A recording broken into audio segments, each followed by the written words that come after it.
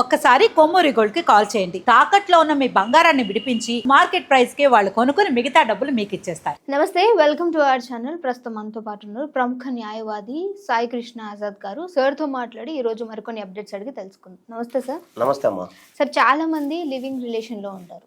So for in case వాళ్ళకి pregnancy వచ్చినప్పుడు ఆ బిడ్డలకి ఏదన్నా న్యాయం చేయాలి అని అంటే, ఎందుకంటే వీళ్ళు సర్టిఫికేట్ గా ఏది ఉండదు, బట్ వాళ్ళకి ఏమన్నా ఇద్దరు తరపు నుంచి ఏమన్నా న్యాయం కావాలి అని అంటే ఏ విధంగా ఉంటుందంటారు? ఒకటమ్మా, ఇప్పుడు లివింగ్ రిలేషన్షిప్ అనేది ప్రజెంట్ అయితే చట్టబద్ధతమే, దాని గురించి ఏమీ ఇబ్బంది ఏం లేదు. అంటే ఒక మేజర్ అయిన ఇద్దరు వ్యక్తులు ఎవరైతే ఉన్నారో, మేజర్ అయిన ఇద్దరు వ్యక్తులు సహజీవనం చేయొచ్చు. సో దాంట్లో ఏమవుతుందంటే, ఈ మధ్యకాలంలో కొన్ని జడ్జిమెంట్స్ ప్రకారంగా ఒకవేళ మేజర్ అయిన మగ వ్యక్తి మేజర్ అయిన ఆడ వ్యక్తితో ఇద్దరు లివింగ్ రిలేషన్షిప్లో ఉన్నప్పుడు అతను గనక ఆమెను గనక కొన్ని సందర్భాల్లో కొట్టినా లేకపోతే తిట్టినా కూడా అది 498 అలాంటి కేసులు పెట్టచ్చు అని చెప్పడం చట్టంలో ఉంది. అలాగే ఆమె కొన్ని సందర్భాల్లో మెయింటెనెన్స్ కూడా పొందే అవకాశం ఉంటుంది. డొమెస్టిక్ వైలెన్స్కి ఏదైతే ఉందో, డొమెస్టిక్ వైలెన్స్ ఉంది, గృహహింస నిరోధక చట్టం, దాంట్లో కూడా ఇతన్ని తీసుకురావచ్చు, ఇతని పైన కేసు పెట్టచ్చు అనే విషయం ఉంది. ఇక్కడ యాక్చువల్గా మనం లివింగ్ రిలేషన్షిప్ అనేది Khushbu versus win of India కేసులో చెప్పడం జరిగింది ఆనరబుల్ సుప్రీంకోర్టు వారు. అంతకుముందు లివింగ్ రిలేషన్షిప్ పదం అనేది లేదు. ఎందుకంటే మేము లా చదివేటప్పుడు కానీ మేము ప్రాక్టీస్ చేసిన కొత్తలో ఈ లివింగ్ రిలేషన్షిప్ అనేది అసలు సబ్జెక్టే రాలేదు, అప్పుడు లేదు, ఇవన్నీ తెలియదు మాకు. ఓపెన్ చెప్తాను, ఈ మధ్యకాలం 10 yearsలోనే దీని యొక్క పదం వినపడతా ఉంది. కానీ అప్పట్లోనే మన చట్టంలో మామూలుగా హిందూ అడాప్షన్ మెయింటెనెన్స్ యాక్ట్ కానీ, హిందూ సక్సెషన్ యాక్ట్ కానీ, ఈ యాక్ట్లో హిందూ మ్యారేజ్ యాక్ట్లో కానీ వీటన్నిటిలో కూడా లెజిటిమేట్ ఇలిజిటిమేట్ చైల్డ్ గురించి చెప్పడం జరిగింది అనమాట. అంటే ఒక వ్యక్తి అంటే అక్రమ సంబంధమా సక్రమ సంబంధమా అనేది మనం చెప్పుకుంటాం. అంటే ఒక వ్యక్తి ఇలిజిమేట్ గా పుట్టాడు అంటే మామూలుగా అసలు ఏం లేదండి, పెళ్లి అంటే ఏంటంటే ఒక సక్రమ సంబంధాన్ని పెళ్లి అంటాం. అంటే ఒక వ్యక్తి మన సాంప్రదాయం ప్రకారం, అది ఏ మతమైనా సరే, మత సాంప్రదాయం ప్రకారం 10 మంది పెద్దల ముందు ఒక ఈమె నా భార్య లేకపోతే ఇతను నా భర్త అని ప్రకటించేదాన్ని పెళ్లి అంటారు, అంతే కదండి. ఇందులో ఏంటి, అలా కాకుండా లివింగ్ రిలేషన్షిప్ లో ఇవన్నీ జరగవు, తతంగాలు జరగవు. మన మతాచారాల ప్రకారం తతంగాలు ఏమి ఉండవు, ఇద్దరు కలిసి ఉంటారు, విడిపోతారు, అంతవరకు. అప్పుడు కూడా ఈ యొక్క జడ్జిమెంట్ రాక మునుపు కూడా అక్రమ సంతానం సక్రమ సంతానం అనేది ఎక్కడా లేదు, మామూలు చెప్పుకోవడానికి ఉంటుంది. సో అంటే భార్య బతికున్నా కానీ భారతదేశంలో ఇంకో వివాహం చేసుకుంటే అప్పుడు పుట్టిన పిల్లలు ఎవరైతే ఉన్నారో వాళ్ళని అక్రమ సంతానంగా మాట్లాడేవాళ్ళు. సో అంటే ఏంటి, ఇక్కడ ఎవరైనా సరే ఒక పురుషుడికి గనక అక్రమంగాని సక్రమంగాని పుట్టినా కూడా ఆడు వారసుడు కానీ పరిగణించబడతారు, అది అమ్మాయినా అబ్బాయినా. మీకు ఈ మధ్యకాలంలో పుష్ప సినిమా ఉంది కదా, పుష్ప సినిమాలో ఆ హీరో గారు తండ్రి చెప్తారు కదా, ఇంకా అర్థమవుతుంది కదా, రిలేషన్షిప్ లాంటి రానివ్వరు, కొడతారు, తిడతారు కదా పుష్ప గారిని. కానీ వాళ్ళ ఆస్తికి అతను అక్రమ సంతానం అయినప్పటికి కూడా అతను ఇలా కొడుకుగానే భావించాలి.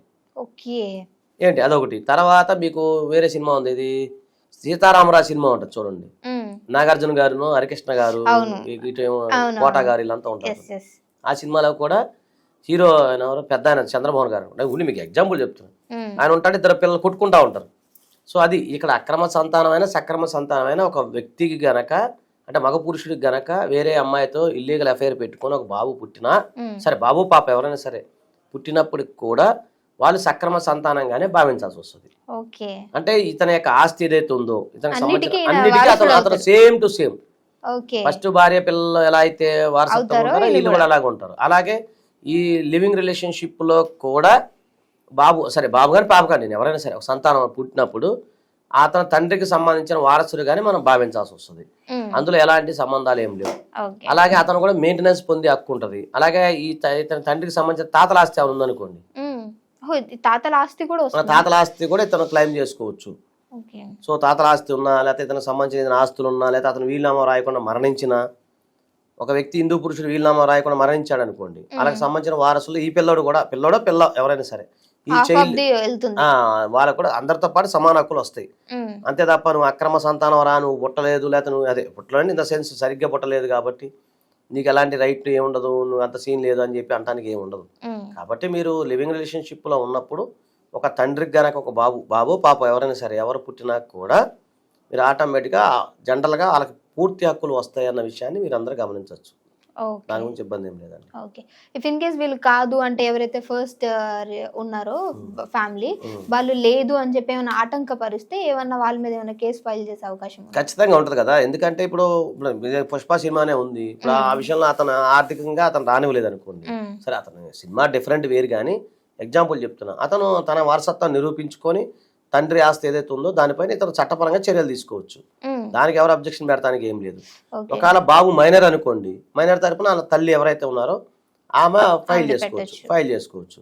అంతే తప్ప దాని గురించి నీకు ఇక్కడ వాటా లేదు, లేకపోతే నువ్వు మా వారసుడు కాదు, మా ఇంటి పేరు పెట్టుకోకూడదు, ఇలాగా సినిమా డైలాగులు కొడతానికి ఏమి ఉండదు.